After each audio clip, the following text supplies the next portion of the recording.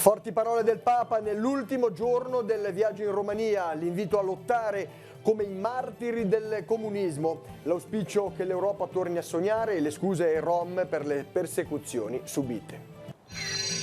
L'ascensione, vocazione e mandato, le parole del Vescovo in cattedrale, istituiti 3 nuovi accoliti, studenti del seminario diocesano. Annunciate nuove nomine, avvicendamenti in 7 comunità della diocesi, Don Pendola trasferita a Sesti Levante, Don Giupponi nuovo parroco a Moneglia, Don Gastaldi parroco a Ribasso. Inaugurata a Borzonasca, nuovo punto di informazione turistica a servizio di tutto il comprensorio del Parco dell'Aveto, ospitati in un edificio del comune che a breve sarà ristrutturato con fondi europei. Il ricordo di Fausto, socio fondatore del ristorante Vassilissa, organizzata una cena di solidarietà finalizzata all'acquisto di un endoscopio per la neurochirurgia del Gaslini. Chiuso il Festival della Parola a Chiavari con un record di presenze, intitolata La Fontana di Piazza Matteotti alla poetessa Elena Bono. Calcio, Rivasamba vince la finale playoff e sale nel campionato di eccellenza. I Calafati agguantano la promozione battendo 2-0 la Loanesi.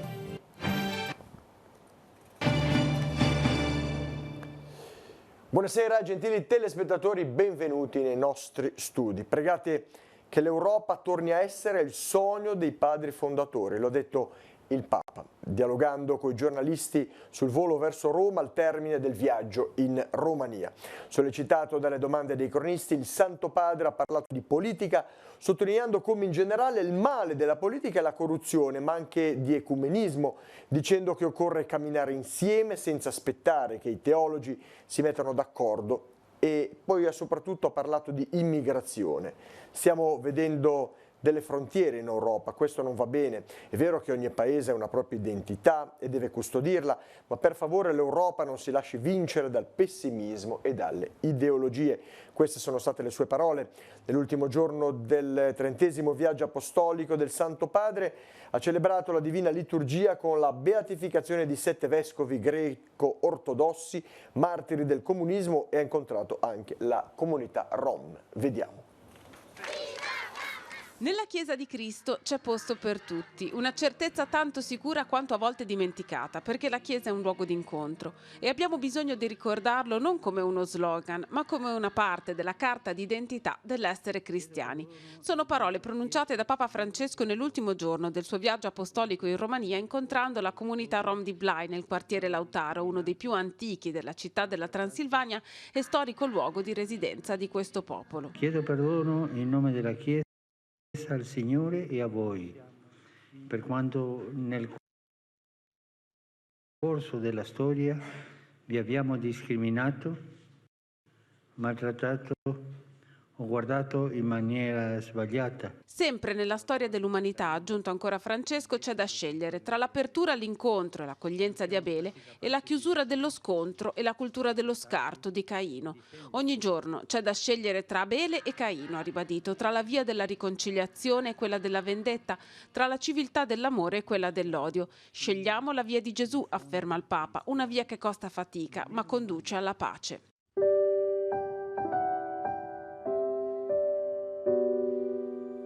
La giornata è stata aperta dalla Divina Liturgia con la beatificazione dei 7 vescovi martiri greco-cattolici. Nel campo della libertà a Blaj, il luogo dove si affermò la coscienza nazionale romena, e un secolo dopo, nel 1948, il regime comunista chiese ai greco-cattolici di rompere la comunione con Roma, dando il via ad una feroce persecuzione, il successore di Pietro alla Divina Liturgia ha proclamato beati i 7 vescovi greco-cattolici che non cedettero e furono imprigionati, pagando con la vita.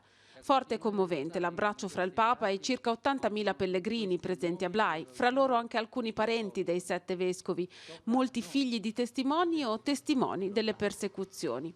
Forte l'invito del Papa ad essere, come questi beati, testimoni di libertà e misericordia e di perdono. Adesso, ha detto, tocca a noi lottare, come è toccato a loro in quei tempi, contro le nuove ideologie, atee come nel passato, che disprezzano il valore della persona, della vita e della famiglia. Possiate essere testimoni di libertà e di misericordia, facendo prevalere la fraternità e il dialogo sulle divisioni. incrementando la fraternità del sangue, che trova la sua origine nel periodo di sofferenza nel quale i cristiani divisi nel corso della storia si sono scoperti più vicini e solidali.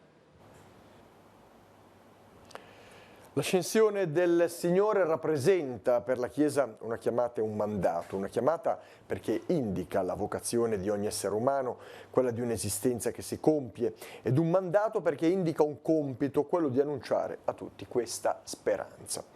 Il contenuto della riflessione che il Vescovo diocesano Monsignor Tanasini ha pronunciato in cattedrale a Chiavari nella solennità dell'Ascensione. Vediamo. La nostra vita è fatta per compiersi e non per esaurirsi, e questa non è una speranza lontana o una prospettiva impossibile. Lo ha ricordato Monsignor Alberto Tanasini nella celebrazione presieduta in cattedrale nella solennità dell'Ascensione. Il Vescovo ha dedicato l'omelia al significato di questa festa, che mette in condizione di conoscere in pienezza il mistero della Pasqua e ricorda come la condizione mortale entri nella gloria grazie al Signore che attira a sé l'umanità. Questo non è fuga dalla realtà, in verità è la realtà, cioè come vivere la nostra condizione se non sostenuti dalla speranza. Come dare senso ai nostri impegni, ai nostri obblighi, ai nostri doveri, se non sapendo che tutto questo è vocazione a ciò che è eterno, che non finisce. In questa prospettiva è semplice iniziare a camminare sulle orme di Cristo, ha aggiunto il Vescovo. Per questo l'Ascensione parla anche della nostra chiamata. Nello stesso tempo è un mandato. Abbiamo sentito nel Vangelo, un mandato ad andare e a portare l'annuncio gioioso della salvezza a tutti gli uomini. Questo è il compito della Chiesa, è la missione della Chiesa, la missione principale, fare conoscere il mistero di Dio.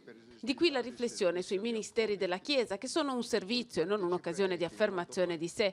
Una riflessione scaturita dall'istituzione, celebrata nella solennità dell'Ascensione, di 3 nuovi accoliti studenti del seminario diocesano: Simone Garibaldi, della parrocchia di San Michele Arcangelo a Vignolo, Tommaso Mazza, della parrocchia di San Giovanni Battista a Chiavari e Giovanni Vaccaro, della parrocchia dei Santi Gervasio e Protasio a Rapallo. Nella solennità dell'Ascensione di Nostro Signore Gesù Cristo sono state rese note alcune nomine diocesane. A seguito della rinuncia da parte di Don Enzo Frisino nella parrocchia di San Paolo in Pila, a Sesti Levante, diventerà parroco Don Massimiliano Pendola. Don Pendola assumerà anche la guida della comunità di Santa Margherita di Fossalupara, sempre a Sesti Levante, vacante per il trasferimento ad altro incarico pastorale di Don Federico Pichetto. Don Frisino resterà parroco a Santa Sabina di Trigoso. Nelle parrocchie di Santa Croce, San Giorgio, San Saturnino e Santa Maria Assunta di Lemeglio a Moneglia diventerà parroco Don Stefano Giupponi. Don Giupponi lascerà la guida della comunità di San Giuseppe ai Piani di Ria, Chiavari, dove gli subentrerà Don Alberto Gastaldi. Quest'ultimo manterrà gli incarichi di direttore dell'ufficio diocesano per la scuola e l'università e di incarico diocesano e regionale per la pastorale giovanile. Nel ruolo di vicerettore del seminario diocesano invece gli subentrerà Don Stefano Bruzzone, che manterrà tutti gli incarichi attualmente ricoperti. Gli avvicendamenti avverranno nel mese di settembre. Festa ieri pomeriggio a Belpiano di Borzonasca per l'apertura del nuovo campus Belpiano, la struttura ritornata nella disponibilità della diocesi di Chiavari e che fra qualche settimana tornerà ad ospitare i campi estivi delle parrocchie. Dopo la celebrazione eucaristica concelebrata dal parroco Don Benaventura e da prete Rinaldo Rocca, l'amministratore della Fondazione Zeme, è seguito un piccolo momento di festa molto partecipato dalla popolazione della frazione. Era presente anche il sindaco Giuseppino Maschio.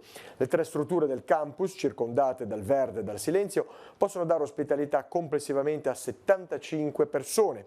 A disposizione un grande salone e 2 campi per attività sportive e per informazioni e dettagli è stato realizzato un nuovo sito internet www.belpianocampus.it. Festa a Borzonasca per l'inaugurazione del nuovo yacht, il punto informazioni turistiche a servizio di tutto il comprensorio del Parco dell'Aveto. Un'iniziativa nata dalla collaborazione tra i comuni di Borzonasca, di Mezzanego, il Parco dell'Aveto e dal consorzio Ospitalità Diffusa, una montagna di accoglienza nel parco. Vediamo. Una vetrina sia reale che virtuale dei tesori che arricchiscono il comprensorio delle valli Aveto, Graveglia e Sturla, facilmente accessibile da chi si appresta a percorrere la statale 586 e che magari vuole avere informazioni anche per le strutture ricettive del territorio. È il nuovo ufficio di informazioni turistiche gestito dal Consorzio di Ospitalità Diffusa, una montagna di accoglienza nel parco, aperto a Borzonasca in via Vittorio Veneto. Saranno possibili tramite delle nuove tecnologie poter ammirare anche da qui dentro tutte le meraviglie che si possono trovare sul nostro territorio. C'è una lavagna interattiva dove è possibile individuare i tesori nascosti, selezionarli e mandarsi una cartolina al proprio indirizzo di posta elettronica. Sarà possibile anche ottenere informazioni su alloggio, permanenza, gastronomia e quant'altro? Sì. Un'altra, le persone che saranno al front office daranno tutte queste informazioni, c'è un piccolo corner anche dei prodotti che possono trovare sul nostro territorio con tutte le indicazioni, in più una delle lavagne luminose che sono a disposizione del turista dà proprio l'indicazione georeferenziata delle località dove è possibile fare sia accoglienza ma anche ristorazione. Inizialmente il nuovo yacht sarà aperto nella giornata di martedì e nelle mattine di sabato e domenica. La sua realizzazione è stata possibile grazie alla sinergia dei comuni, del Parco dell'Aveto e del Consorzio Ospitalità Diffusa. Un primo passo, in quanto il comune di Borzonasca, grazie anche ad un finanziamento di 80.000 euro dei fondi europei del piano di sviluppo rurale, ha in programma il ripristino completo di tutti i locali dell'intero edificio. È un primo passo perché la palazzina verrà ristrutturata tutta a breve e al piano superiore verrà realizzato di nuovo messa a disposizione altri spazi per poter usare per attività culturali, per promozione dei prodotti locali, momenti di incontro. Quindi nell'obiettivo del Comune è che questa palazzina diventi veramente un punto di aggregazione e di promozione del territorio. Passiamo alla cronaca. Stava passeggiando con la moglie e due amici sulle alture di Genova un uomo di 59 anni nella mattinata di ieri ed è stato colto da un malore improvviso mentre si trovava nelle vicinanze di Forte Diamante. I soccorsi sono scattati immediatamente, sul posto è stato trasportato il personale medico con l'elicottero dei vigili del fuoco. Anche se i soccorsi sono arrivati in maniera tempestiva per l'uomo, non c'è stato purtroppo nulla da fare. Il personale della squadra dei vigili del fuoco di Genova, giunto sul posto, ha prestato assistenza al velivolo. La salma è stata quindi trasportata dall'elicottero all'ospedale San Martino di Genova. Questa mattina i vigili del fuoco sono intervenuti sull'autostrada A7 al chilometro 127 tra Genova Bolzaneto e Genova Ovest. Per un incidente stradale un auto articolato per cause in via di accertamento ha perso il controllo e si è messo su un fianco occupando una corsia dalla carreggiata. L'autista è riuscito a uscire autonomamente dal mezzo, i pompieri hanno messo in sicurezza l'area e hanno atteso l'arrivo dell'autogru privata per la rimozione del mezzo pesante. Sul posto polizia autostradale, 118 ed ente autostrade. Attorno alle 8:30 di questa mattina due mezzi parcheggiati nei sottofondi del monoblocco all'ospedale San Martino di Genova hanno preso fuoco. Si tratta di un'ambulanza e di un furgone di proprietà di una ditta fornitrice del Policlinico. Immediatamente è stato attivato il piano di emergenza che ha permesso agli operatori in forza al Policlinico di spegnere l'incendio prima ancora dell'arrivo dei vigili del fuoco. I pompieri hanno tuttavia dato il loro fondamentale contributo per le operazioni di bonifica e il ripristino dell'attività ospedaliera. A seguito del rogo è stata sospesa per un'ora e mezza l'attività della radiologia al piano -1 del monoblocco e per 50 minuti quella dei laboratori di analisi. Ciò ha determinato anche un rallentamento nel trasferimento dei pazienti dal pronto soccorso ai reparti. I fumi prodotti dal rogo hanno inoltre raggiunto i piani alti del monoblocco senza però causare disagi agli operatori e ai pazienti. Non sono stati registrati feriti, soltanto i due conducenti dell'ambulanza hanno fatto ricorso alle cure del pronto soccorso per una modesta intossicazione da fumi. I vigili del fuoco hanno aperto un'indagine in merito, pare che a causare l'incendio possa essere stato comunque un cortocircuito al motore del mezzo di soccorso. Ancora cronaca, 128 persone, 120 mezzi, 56 obiettivi sensibili sono stati controllati nel corso di un servizio specifico predisposto dai carabinieri di Chiavari la scorsa notte. Il servizio era finalizzato alla prevenzione dei reati predatori, al controllo delle persone sottoposte a misure alternative alla detenzione, nonché all'uso di sostanze stupefacenti e all'abuso di bevande alcoliche. Una donna di 52 anni è stata denunciata per furto aggravato, la donna aveva già precedenti alle spalle. Inoltre altre 2 persone, un 47enne e una donna di 33 anni che vivono entrambi a Rapallo, sono stati denunciati per violenza privata. A Genova sono iniziate questa mattina le operazioni preliminari alla demolizione delle prime case di via Porro, sotto i monconi di Ponte Morandi. Sul posto si stanno installando le grandi gru, via Walter Fillack è tuttora chiusa, alcuni camion per le ultime masserie ancora presenti nelle palazzine interessate dalla demolizione che prenderà il via proprio nella giornata di quest'oggi, quindi in serata dovrebbe partire.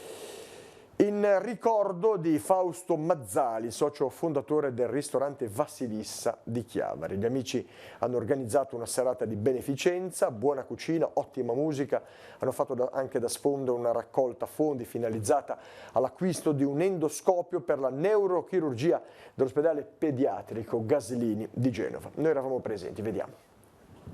Una serata a ricordo di Fausto.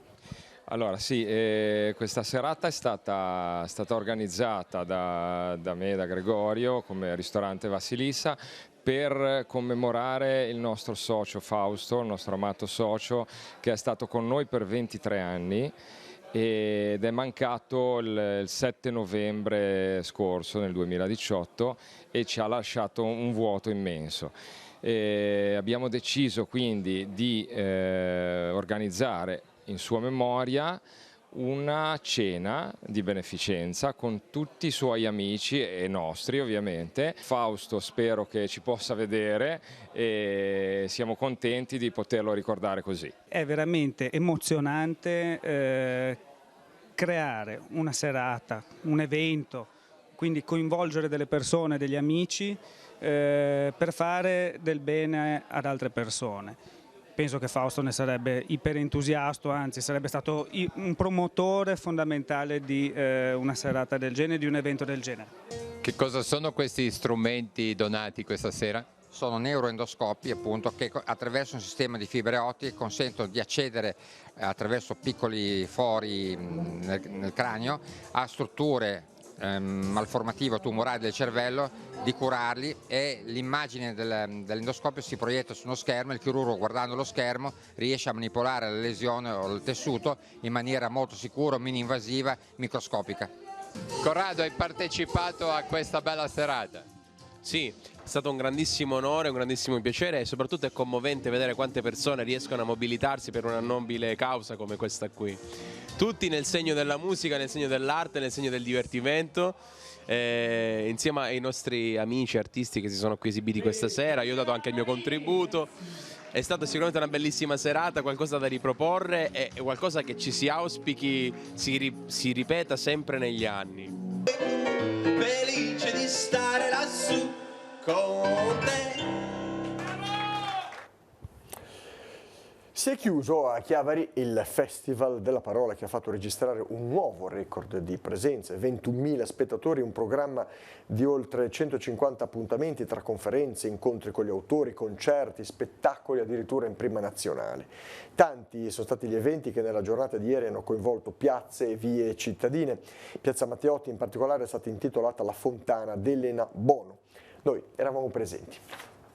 Lo aveva sottolineato nella poesia Vengono i giorni. La scelta di vita di alcune persone rimane grazie alle vie a loro dedicate. E così è accaduto per l'autrice di quei versi, Elena Bono. La fontana di Piazza Matteotti, nel cuore della città che lei ha amato, da ieri porta il nome della poetessa. Elena proprio ricorda i suoi amici e compagni morti per la libertà che sono diventati nomi di piazze e di strade. E quindi è una cosa bellissima che oggi anche Elena faccia parte di questo novero. C'è poi una curiosità. Elena Bono, nel suo testamento, aveva espresso il desiderio che il comune, qualora avesse voluto ricordarla, scegliesse proprio una Un fatto non noto agli organizzatori e all'amministrazione quando hanno pensato alla fontana di Piazza Matteotti e visto da molti come un segno della presenza di Elena Bono. È il segno della vita, dell'acqua che scorre, insomma Elena aveva, l'acqua è sempre, è anche poi per una credente il battesimo, quindi l'acqua come segno battesimale che purifica.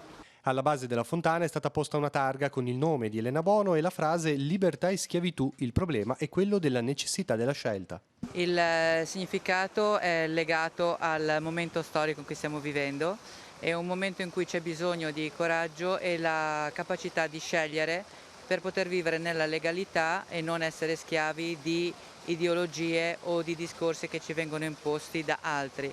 Elena Bono era una persona che ha scritto tanto, ha partecipato, ha fatto molto per la libertà di ognuno, perché ognuno di noi potessimo essere liberi.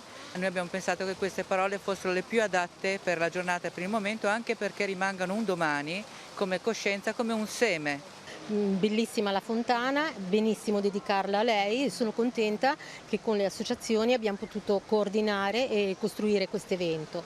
Le fontane sono tante, le donne importanti della nostra città e non solo della nostra città sono molte, continueremo nella nostra mission. Tra le tante iniziative il Festival della Parola ha coinvolto molti ragazzi delle scuole di Chiavari, alunni delle classi quarte e quinte della scuola San Pier di Canne, della Solari, accompagnati da 3 ragazzi della secondaria Ilaria Alpi. Si sono trasformati in storytellers, moderni castastorie itineranti che hanno portato in giro le loro storie create in lingua inglese al termine di un laboratorio. Spostandosi per le vie del centro hanno raccontato le loro storie brevi con allegria, con competenza, servendosi di cartelloni e postazioni realizzate da loro come gli antichi cantastorie. Vedete appunto queste immagini, fotografie scattate nella giornata di ieri. Andiamo avanti. Con l'inizio del mese di giugno il Comune di Chiavari avvierà controlli serrati al fine di contrastare il fenomeno dell'abbandono dei rifiuti. Durante la stagione estiva verrà redatto un calendario settimanale il cui personale della Polizia Municipale e il vigile ecologico, individuato dalla società Maris, provvederanno a monitorare il territorio, soprattutto in concomitanza con situazioni più a rischio. Saranno utilizzate diverse tecniche, le telecamere, fototrappola, videocamera presenti sul territorio, appostamenti mirati. A ciò si aggiunge il controllo e l'apertura dei sacchetti per individuare i soggetti che conferiscono in situazioni e luoghi non previsti. L'introduzione di questo regolamento e del sistema di verifica consentirà al Comune di usufruire della detrazione della percentuale prevista dalla normativa su ogni singola compostiera consegnata e utilizzata. I cittadini, dotandosi di compostiera domestica, avranno diritto a una riduzione della Tari pari al 10%. Nonostante gli anni e i chilometri che separano le persone, è sempre forte il legame che unisce l'America con il nostro Tigullio. I figli di coloro che nel secolo scorso sono emigrati nel nuovo continente per cercare fortuna mantengono vivo il legame con la loro terra d'origine, in particolare con la Val Fontanabuona. E molte volte questo legame si concretizza con un sostegno anche economico alle iniziative di valorizzazione del territorio. È il caso del cosiddetto Masso di Cichiero. Vediamo il perché in questo servizio che abbiamo preparato.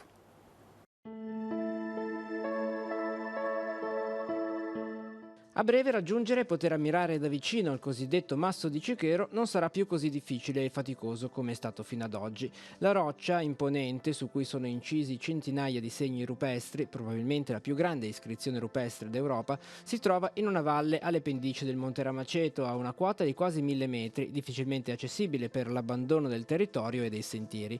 La notizia del suo ritrovamento ha scavalcato però l'oceano ed è arrivata prima alla comunità dei Liguri di San Francisco, che attraverso il periodico Liguri nel mondo l'hanno fatta arrivare a quelli di New York. Il presidente Simone Gallotti, funzionario della MSC Crociere, ha deciso così di dare una mano in modo concreto per valorizzare il ritrovamento e di riflesso la Val Fontanabuona. Da New York, tramite e per l'interessamento di Simone Gallotti, che è il presidente dei Liguri nel mondo di New York, si è avuta questa sorpresa di veder arrivare la notizia di un contributo di ben $7.000 per poter svolgere queste attività, queste iniziative di ricerca. Una parte cospicua dei $7.000 del finanziamento arrivano da uno dei componenti del direttivo dei Liguri nel mondo di New York, Vivian Cardia, che con una generosa donazione ha voluto ricordare sua madre, Elsie Garaventa Cardia, originaria della Valfontana Buona e per l'esattezza di Rossi di Lumarzo, frazione della quale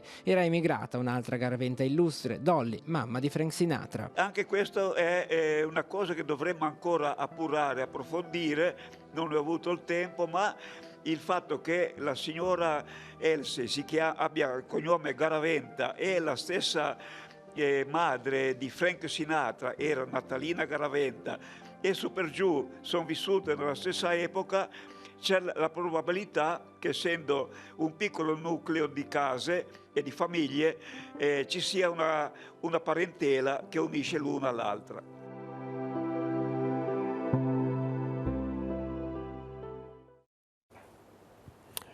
L'ANPI di Lavagna ha organizzato un presidio commemorativo al monumento al partigiano al Passo del Biscia.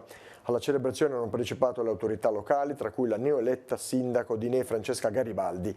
Il monumento ricorda il sacrificio di partigiani e contadini della valle, protagonisti della resistenza e promotori della nascita della Repubblica. Le anime intrappolate in quel passo, simboleggiate dalle anime pietrificate dallo scultore Berzegni Bolas, sono un monito per ricordare la rilevanza dell'identità italiana, dell'identità locale, del rispetto di ogni origine, così ha ricordato il sindaco. Solo il rispetto per la propria e l'altrui cultura può generare sguardi consapevoli sull'oggi e sul futuro. Queste le parole del primo cittadino. È confermato il termine ultimo del 31 maggio entro il quale le strutture sociosanitarie devono dotarsi di sistemi di videosorveglianza negli spazi comuni. Alisa ha infatti ribadito alle aziende sanitarie regionali le disposizioni previste dalla nota inviata lo scorso 6 di febbraio. Le strutture interessate dovranno trasmettere ad Alisa un'autocertificazione a firma del titolare che attesti l'avvenuto adeguamento. E ora, come di consueto, la scheda degli appuntamenti per la giornata di domani. Può partire la sigla.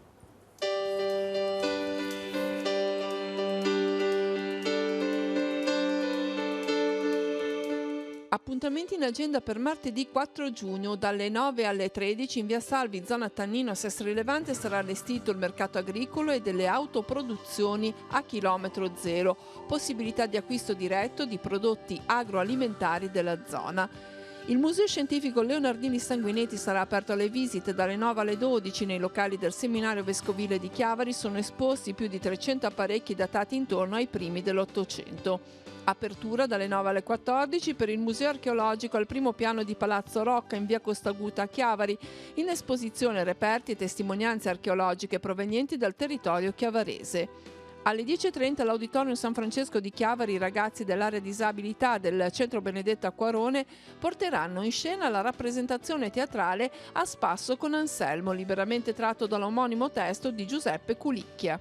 Per le mostre, sino all'8 di settembre, visitabile nei locali del Teatro del Falcone a Palazzo Reale di Genova, la grande mostra La memoria della guerra, l'opera di Antonio Giuseppe Sant'Agata all'interno della pittura murale italiana del Novecento. Gli orari di apertura dalle 14 alle 19.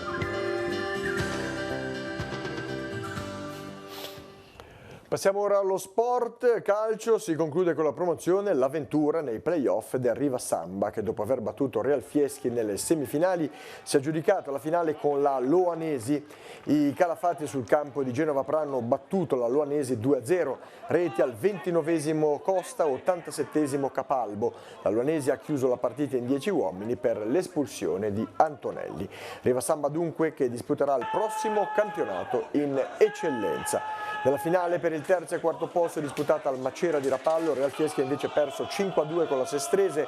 Real Fieschi in vantaggio al 10° con Asimi, che è stato raggiunto al 23esimo grazie a una rete di Piroli, e raddoppiata al 28esimo con Carvelli.